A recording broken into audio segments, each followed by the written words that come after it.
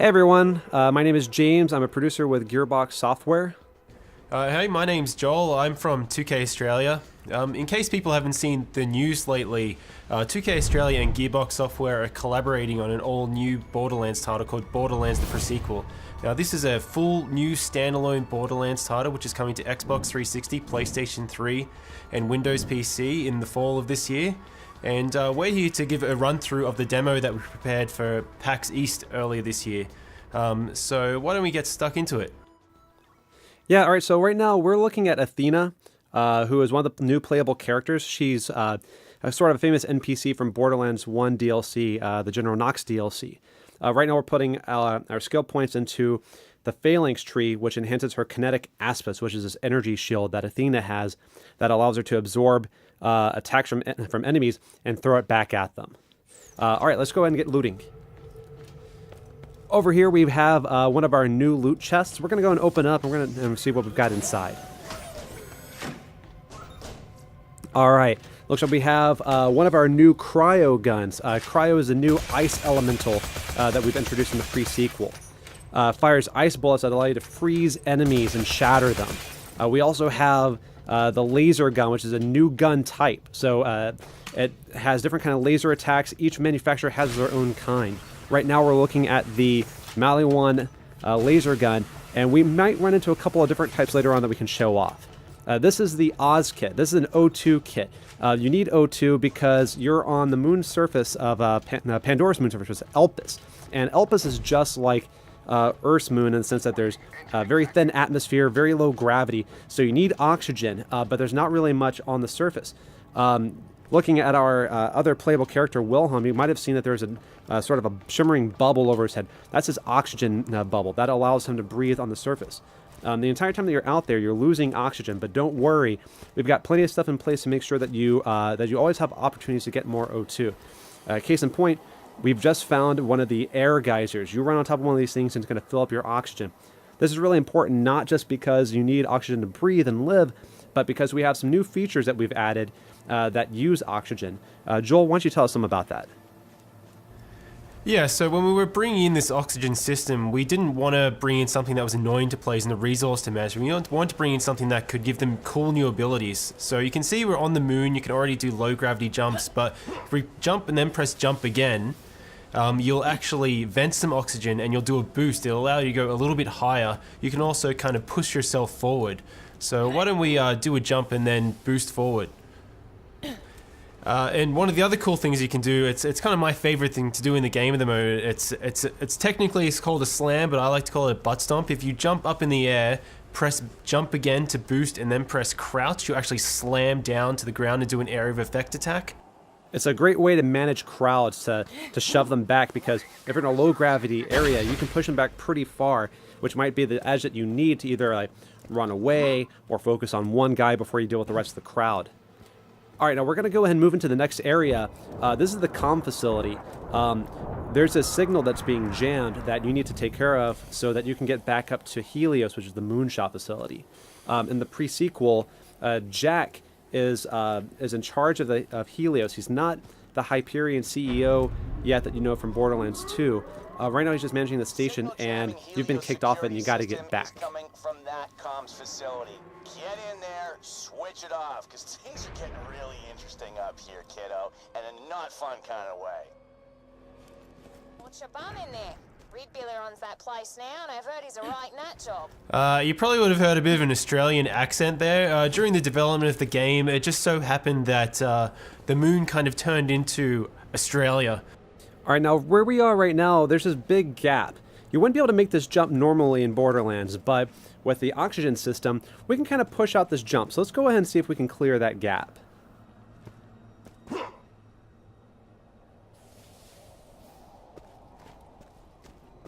Alright, Athena, you're up. Get plenty of O2 so you can make this jump.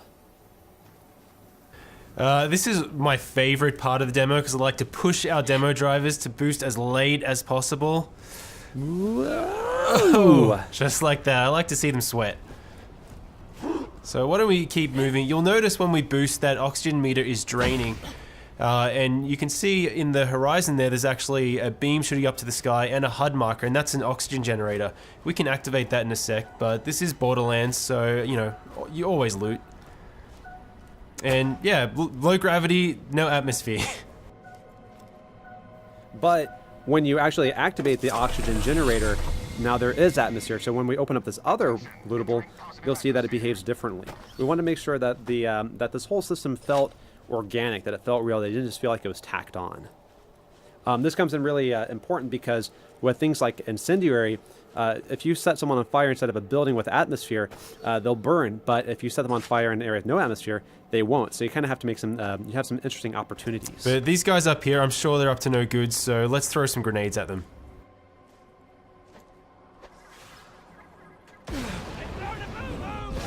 Whoa. So in low gravity, you get blown up by a grenade, you go flying into orbit. Very awesome.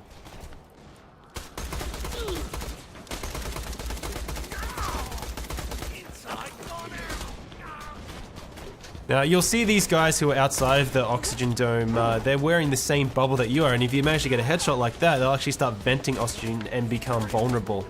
And this really brings tactics into play for the player. So you can come into a space, and if you have a really kick-ass incendiary weapon, you can choose to turn on the oxygen, or you can try and take out their bubbles that way. But why don't we take a chance to have a look at our co-op buddy Wilhelm. So people probably remember Wilhelm from Borderlands 2. It was the big robot that you fought right at the beginning, the first big boss. In this game, he starts out just as a man because this is his origin story as well as many other characters. And the really cool thing is, as you're building out his skill tree, not only do you gain new abilities, but you actually visually change him as well. You get robotic arms, robotic legs, shoulder-mounted rocket turrets. You're essentially building out his skill tree to tell the story of how he became the boss you fought in Borderlands 2, which we've had a lot of fun making. But I think it's probably time to show off our first new action skill for Borderlands the Pre-Sequel. What do you think, James? Yeah, it sounds like a good idea. We're coming up on the barrier here for the comp facility. This is being run by the Scavs, which are the scavengers. They're essentially moon bandits. They're not going to let us in without a fight. They're even bringing out some heavy hitters, some turrets, but luckily we've got our Aspis to help us with that. Let's try to absorb as much damage as we can and throw it back at them.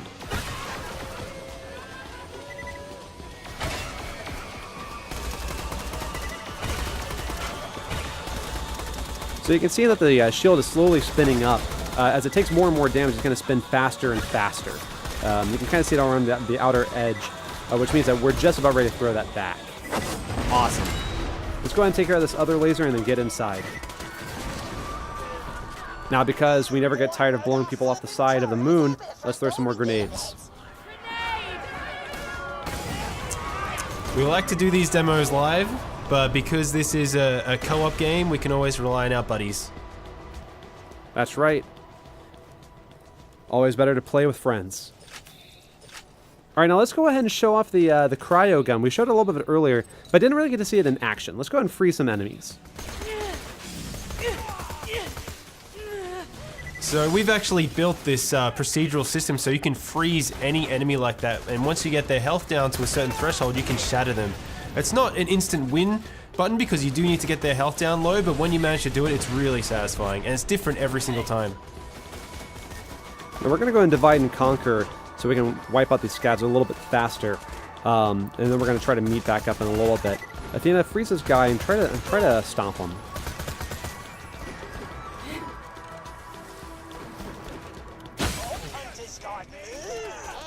Athena had a good tactic there. If you manage to get really high, your butt stuff will actually do more damage.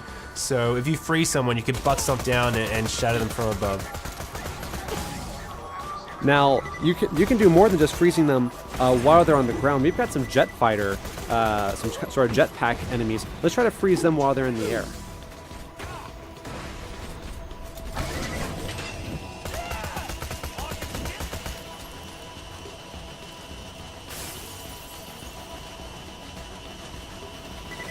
So if we do manage to freeze one of these guys in the air and they fall down a railing, they'll actually split in half. It's one of these kind of random events that I love to see in the game.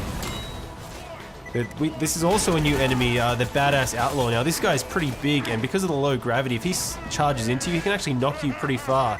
But when you shatter him into a million pieces, that doesn't really matter too much. It's very satisfying. I bloody want you to live, so I can snap their smug neck myself. You all right? Feel free to be killed by any of my highly professional men. Now, we did get a new skill point while we were out there, so let's go ahead and allocate that. We're going to put it into the ultimate skill in this tree, which is Wrath of the Goddess. This will allow Athena's shield to bounce around multiple enemies inside of a sort of like a close circle. This is a great way to manage crowds. Oh, Wilhelm, it looks like he got something. What is that?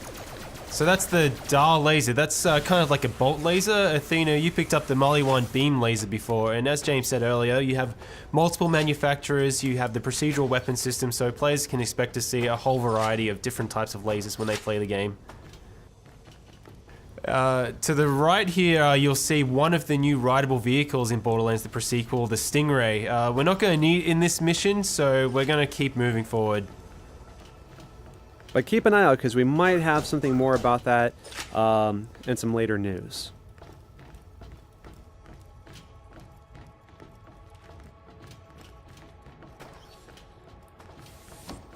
Alright, looks like I found another loot chest. Let's pop this open and see what we have.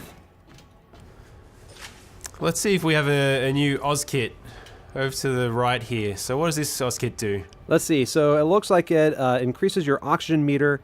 It allows you to create an oxygen bubble, which comes in really handy when doing a slam. So let's go ahead and give that to Wilhelm and see if we can do some damage with it.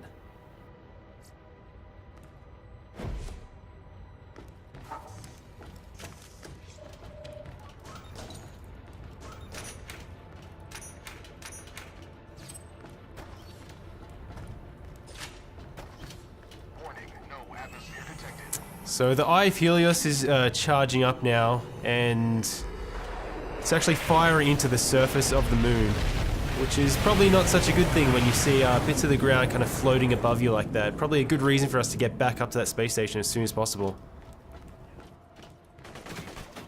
Alright, so we've got a group of enemies coming up, and so we're going to use our buddy Wilhelm to help us charge up our shield so we can get it going. Because you can use friendly fire to charge up Athena's shield. Let's try and take out all those guys at once. Nice. Awesome.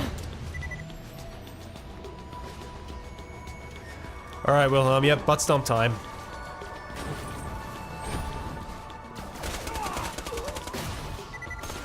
And you see that bubble, you can run inside that to recharge your oxygen. As we mentioned earlier, you can also use the oxygen to set enemies on fire when you're out in this sort of area.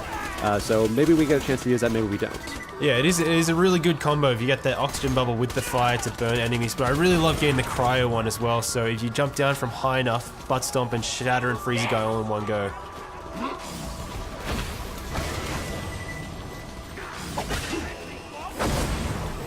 Why don't we try and get some more butt stomps happening? I never get tired of it.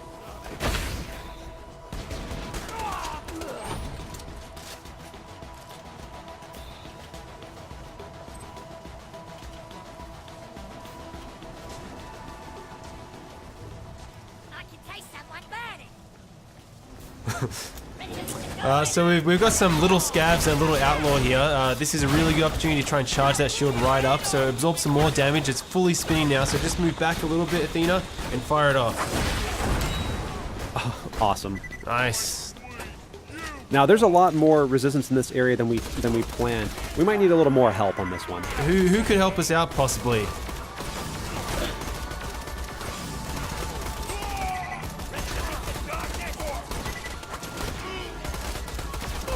Uh-oh. Alright, we really need some help now. We need some help. And we have playable Claptrap. For the first time ever in a Borderlands game, you get to play as Claptrap. And he's going to help us out a little bit in this fight. Thanks, buddy. Alright, let's wipe these guys out.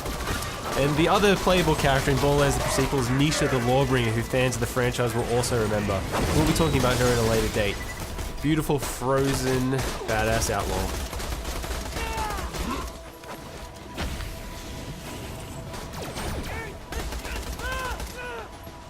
So yeah, we should probably head in here and try and disable that signal so we can get up to the space station.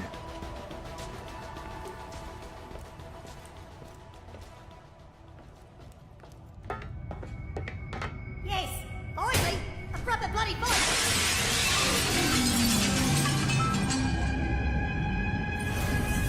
Sky's a freaking talk! We can love this. All right, you better get him, Athena. Getting close.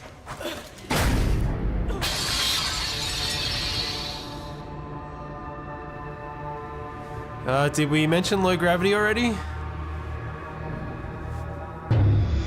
Awesome. Well, hey, thanks everyone for staying tuned for Borderlands the pre-sequel coming to you this fall. That's spring for all the Aussies out there. You coming?